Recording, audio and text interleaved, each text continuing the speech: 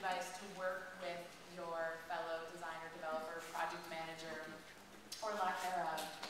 To all of you, what would you advise the group here to do to work better, to collaborate better with designers and developers?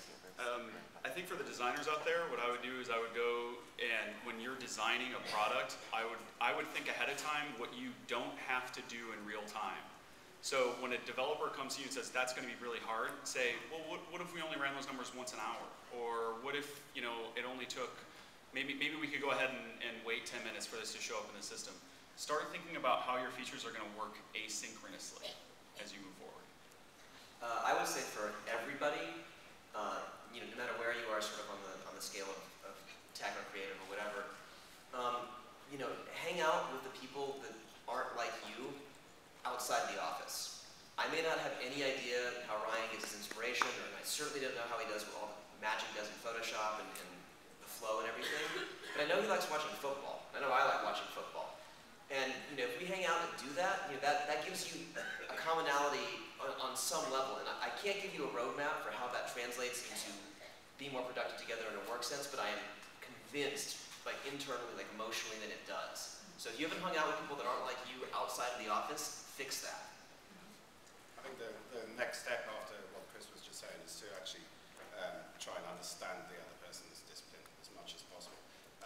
Talk to them, ask them questions about how to get from A to B, and if possible, if you're if you're in control of a training budget, start sending people on training courses about the other discipline. Yeah, and train internally sometimes. Yeah, send the developers to go watch Helvetica.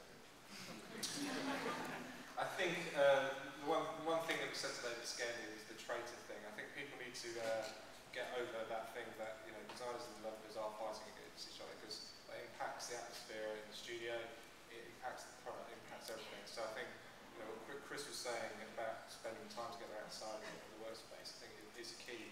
It's the only way that you're actually going to understand each other as people. And once you start getting on as people, then this bullshit about being against each other will start to fade away, I think. I really liked, I think Chris brought up this point earlier about phrasing, instead of phrasing things as features, phrasing them as problems and challenges. I think you're much more likely to find commonality there. If you come over and say, hey, here's the problem we're facing, here's how I'm thinking about solving it, that's much more conducive to a conversation than coming over and saying, here's this feature, let's figure out how to build it the best way. A big important thing for our small team is that I've seen a lot of problems arise, and they kind of go in a sequential order almost every single time. Everyone's polite at first, then there's conflict, and then hopefully the third and fourth stages are resolution, and then some sort of achievement of whatever it is you're trying to achieve. And a lot of times our team falls into a really bad habit of getting to step 2, which is conflict, and retreating to politeness as, maybe you think you're being friendly, but you're really not.